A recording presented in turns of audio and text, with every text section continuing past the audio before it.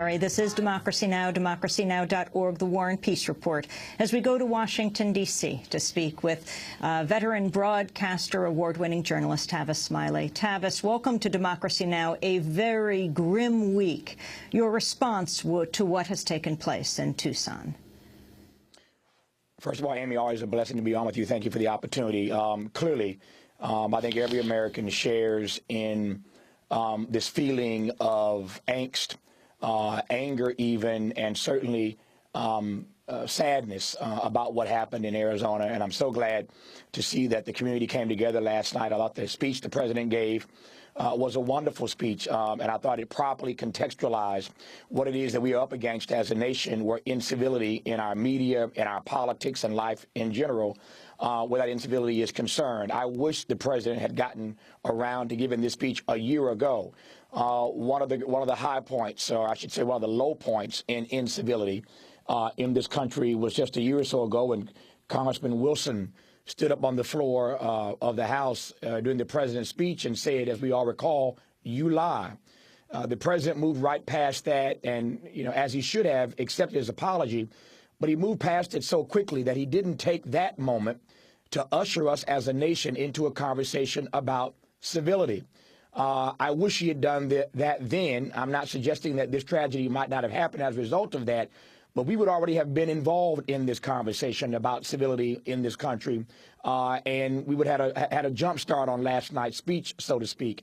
So as it turns out, the president, I think, they gave a wonderful presentation last night, but I wish that we had started this conversation a year or so ago. And in that regard, we want a president that will lead us, not follow public opinion, not follow public sentiment. By the time the president got around to giving this presentation last night, for days now, the country has been engaged on its own in this conversation about the lack of civility in our body politic. But again, all things considered, a great speech by the president last night. I'm glad he finally got around to giving those remarks, Amy. Well, the event that you're hosting tonight, America's Next Chapter, is certainly now taking place in a different context than when you planned it. Can you talk about what you see as America's next chapter? And I think this week certainly will turn a new page, perhaps a new chapter, write a new book. There's no doubt about the fact that this tragedy is going to obviously impact the conversation that we had planned tonight some time ago. What makes this conversation unique and I think, quite frankly, propitious, Amy, is that we rarely have conversations that are multicultural, multiracial, multi-ethnic, and multi-ideological. Imagine a conversation that includes Asian, Hispanic, white, black, Republican, Democrat. That's what I have the honor to moderate tonight on C-SPAN Live from 6 to 9 Eastern on the stage at Lister Auditorium at George Washington University. So as you mentioned, it's called America's Next Chapter. Is there a brighter future for the next generation? There was a Rasmussen report that you probably saw that came out some days ago that found, Amy, that almost half of the American citizenry, almost half of the American public thinks that our best days as a nation are behind us. And these kind of tragedies, I think, add to that angst, add to the reality that so many Americans feel about the fact, again, that our best days as a nation might very well be behind us. And so this conversation this evening is designed to take this question head on about how we write America's next chapter. And again, the timing could not be any better. This tragedy impacts this conversation tonight. A new Republican-controlled Congress impacts this conversation tonight. President Obama now almost at the halfway point of his first term. That impacts this conversation. In a few days, his State of the Union speech will impact this conversation. Tomorrow, I think, is the vote on the new chair of the Republican National Committee. The first person of color to head that party may be out tomorrow. And certainly weeks from now, we're going to see Republicans and others start to line up and publicly declare that they're running for the White House a year from now. So the timing, again, could not be more propitious, and we accept the challenge tonight to have a conversation for about 3 hours. We get a chance to really drill down on this subject matter tonight at George Washington University on C-SPAN. Today, we would have been talking about the vote that was scheduled to take place yesterday in the House of Representatives to repeal Obama's health care plan. But the House has decided to put off all this voting until next week in honor of dealing with what happened in Tucson.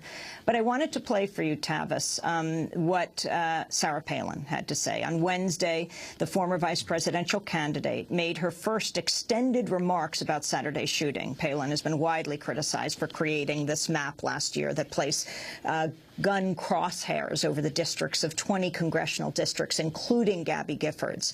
She removed the map on Saturday after the shooting. Palin suggested that mention of her previous comments is, quote, blood libel. But especially within hours of a tragedy unfolding, journalists and pundits should not manufacture a blood libel that serves only to incite the very hatred and violence that they purport to condemn. That is reprehensible. There are those who claim political rhetoric is to blame for the despicable act of this deranged, apparently apolitical criminal. And they claim political debate has somehow gotten more heated just recently. But when was it less heated? Back in those calm days when political figures literally settled their differences with dueling pistols? That was Sarah Palin. Tavis Smiley, your response. Well, it's easy to Monday morning quarterback. It's easy now to take that image down off your website. It's easy now to blame the media in this regard. I think, quite frankly, Sarah Palin gets far too much media attention in the first place. I never waste time on my show discussing Sarah Palin, TV or radio, and I'm glad you played the clip. I'm not saying that to cast dispersion on you. In this moment, that is, Sarah Palin ought to be wrestled with. But she gets so much more attention than she absolutely deserves on our national media for reasons I quite frankly don't understand. I don't take her seriously as a candidate, don't take her pronouncements seriously. And this is really all about a branding effort for Sarah Palin, and she's making a lot of money doing it. I ain't mad at her for that. American enterprise is thriving in this country. She's taking full advantage of it. Having said that, let's wrestle with those comments right now for a second. I believe that Sarah Palin, again, takes the easy way out by simply blaming the media. There's so much blame to go around here, starting with our elected officials, and I mean Democrats and Republicans. We could do this all day long. Dick Cheney, when he stands on the floor of the Senate and says to Democratic Senator Patrick Leahy of Vermont, we all famously recall, go F yourself. That's the sitting vice president of this country at that time, telling a United States senator, a committee chair, to go F yourself. President Obama, on one of his interviews within the last year, said to a reporter that he wants to know who's A to kick. It's the president in a live interview saying, I want to know who's A to go kick inside his own administration. I think that kind of language doesn't add to civility in this country, Republican and Democrat. The media certainly has a role to play in this. You can watch Fox News on any given night and listen to vitriol in their attack of MSNBC. And you can flip the channel and watch MSNBC with even more vitriol attacking Fox News. And CNN's caught in the middle trying to figure it all out. But worse yet, the American people. I believe, Amy, that hate is spreading fastest in this country on the internet. And there are no civility police. There are no fact checkers. You can say anything. You can put anything out there. You can do it anonymously. You can be cowardly about it. So there's a role for government to play. There's a role for the media to play. There's a role for the American people to play in trying to increase the level of civility in our discourse. On that issue of the use of the term blood libel, many leaders in the Jewish community criticized Sarah Palin's choice of words. Simon Greer, president of Jewish Funds for Peace, said, quote, the term blood libel is not a synonym for false accusation.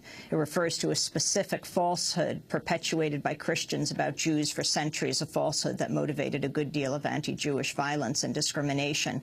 He said, unless someone has been accusing Ms. Palin of killing Christian babies and making matzah from their blood, her use of the term is totally out of line.